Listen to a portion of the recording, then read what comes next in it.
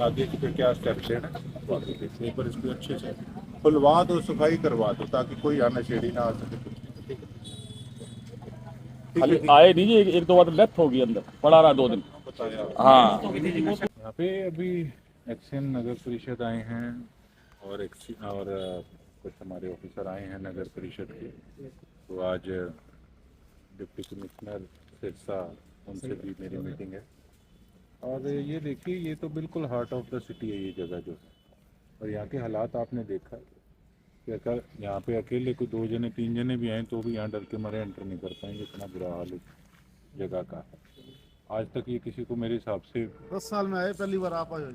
10 सालों में मेरे को तो 10 साल बहुत बार एप्लीकेशन दे दी जी, इसके अंदर बंदे मर जाते हैं जी, 2 बार तो बंदे मर गए यहाँ नशेड़ी। और इतनी बार एप्लीकेशन दे दी भी कहते कि साहब वो मच्छर मक्खियाँ परेशान हो रहा, बोलना यहाँ पे तसल्ली से। डेड बॉडी भी मिली, बहुत बुरे हालात हैं। इसके सामने जगह पड़ी है, ये कितनी जगह बताइए आपने एक्शन साहब?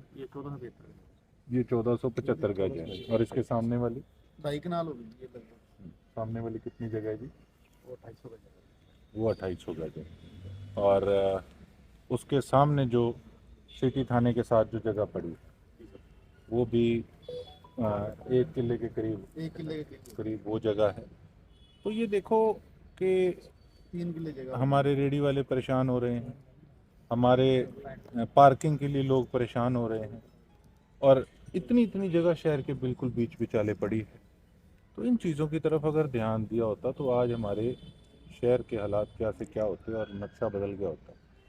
तो चीज़ों को वही मैं कह रहा हूँ कि खंगालने में भी समय लग रहा है, लेकिन अपनी तरफ से पूरा प्रयास मेरा जारी है।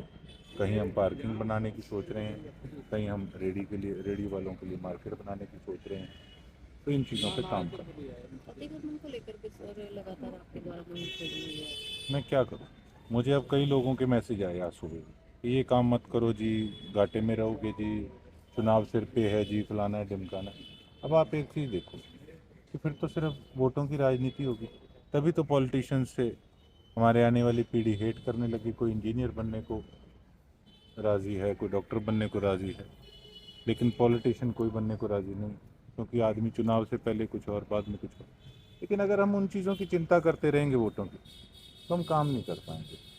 अब आप देखिए कि 10-10 फुट आगे 3-4 सामान रखा हुआ है, और कितनी बार हाथ जोड़ जोड़ कर सबको रिक्वेस्ट कर ली, पर कोई मानने को तैयार नहीं।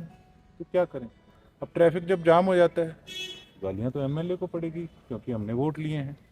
तो हमने भी व्यवस्था को बनाकर रखना है। अब आप बड़े शहरों में जाकर देखिए, कहीं आपने देखा है कि 10-12 फुट आगे सामान दुकान के बाहर पड़ा हो? शोरूम वाले भी नहीं मानते, वो भी 10-10 फुट आगे अपना सामान जो है वो रख लेंगे। उससे क्या कोई ज़्यादा सेल हो जाएगी? ये तो एक अपनी सोच वाली बात है कि हम सोचते हैं कि हमारा सामान आगे पड़ा होगा तो हमारा ज़्यादा बिकेगा, फिर उसके पड़ोस वाला उससे भी आगे रख लेगा, वो कहेगा मैं उससे भी आगे रखूँ, फिर ट्रैफिक का लोगों तो की कोई मानसिकता काफी ज्यादा बदल चुकी है। कुछ लोग अभी हमें कहते हुए पाएंगे कि जब विधायक नहीं थे तब सामान छुड़वा रहे थे, आज लोगों का जब्त करवा रहे हैं।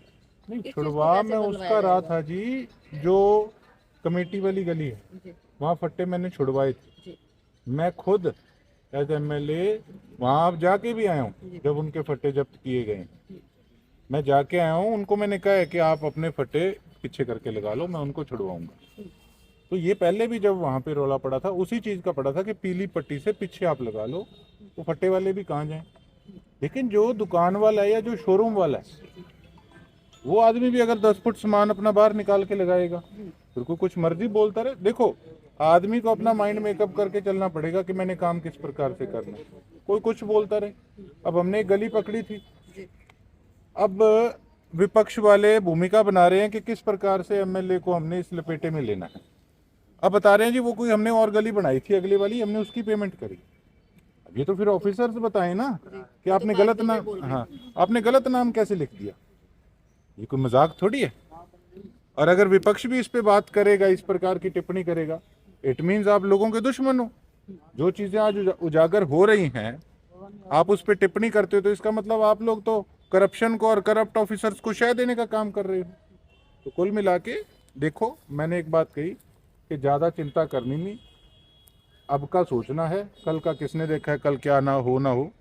तो लोगों ने जो मैंडेट दिया है उस पर सही ढंग से मैंने काम करना है, मुझे इतना पता है। क्या मानते हैं सर, कितनी मुश्किलों का सामना करना पड़ रहा है शहर की जो रूपरेखा है बदलने के लिए? आपके सामने है। बेशक शहर है, बेशक हमारे गांव है। अब कल का आपने देखा एपिसोड नेजिया गांव का। एक्सीएन को मैंने इसको एसडीओ को मैंने फ़ोन मिलाया।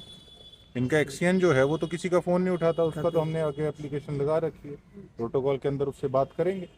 और एसडीओ जो है फ़ोन 15 मिनट, लोग ठंड में खड़े हैं, उठाकर क्या कह रहा है, कहता जी एक्सीएन साहब का फ़ोन था। अरे मैं कहा एक्सीएन बड़ा है या एमएलए बड़ा है? मैं कहा तेरे को फ़ोन कर रहा है, मैं को अपने घर का काम कराना है?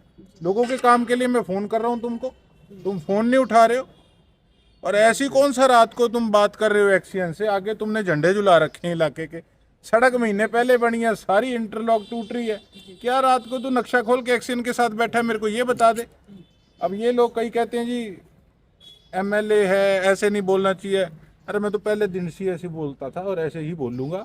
मैं तो अफसरों को ये बात कहता हूँ कि प्रोटोकॉल ट्रांसफर के बाद में पहले अपनी इज्जत बचा के रखना, मुझे काम चाहिए। कोई तमीज वाला कह ले, कोई बदतमीज कह ले, सारी चीज़ें सिर माथे, काम करना पड़ेगा। डीसी के साथ मीटिंग में क्या मुद्दे रखे जाएंगे? मुद्दे कई हैं जी। एक तो जो हुड्डा फ्लैट्स हम देख के आए थे, हुड्डा फ्लैट्स में आपने देखा कितना बुरा हाल था, उसकी रिपोर्ट तैयार करवाई थी। स्ट्रे कैटल, अब हमारी मुहिम जो है वो चल रही है, लेकिन एक वार्ड नंबर 24 XMC है, वो सीरियस नहीं है, उसी के पास ठेका है, वार्ड नंबर 24 से है जो ठेकेदार। तो सीधी सी बात है, काम ये जो अपने सरस्वती कॉलोनी वाला है वहाँ के एमसी, उसके पास ठेका है, जो पहले एमसी था। काम ढंग से करेगा तो काम करता रहेगा, नहीं ढंग से करेगा तो ठेका कैंसिल हो जाएगा। उसके अलावा भी कई चीज़ें हैं, जैसे ये जगह खाली पड़ी है, इनके बारे में चर्चा करनी है। बादरा पार्क के साइड पे हम पार्किंग बनाने का प्लान कर रहे हैं, उसके बारे में चर्चा करनी है। जो डेयरियां हैं थेड़ के ऊपर, उनको बाहर कहीं ना कहीं जगह दी जाए, वहाँ से शिफ्ट करा जाए। अब वो भी तो मेरी मुर्दाबाद करेंगे थोड़े दिन तो, लेकिन जो वहाँ हज़ारों तादाद में लोग रहते हैं, उनके जीवन को भी तो हमने देखना है।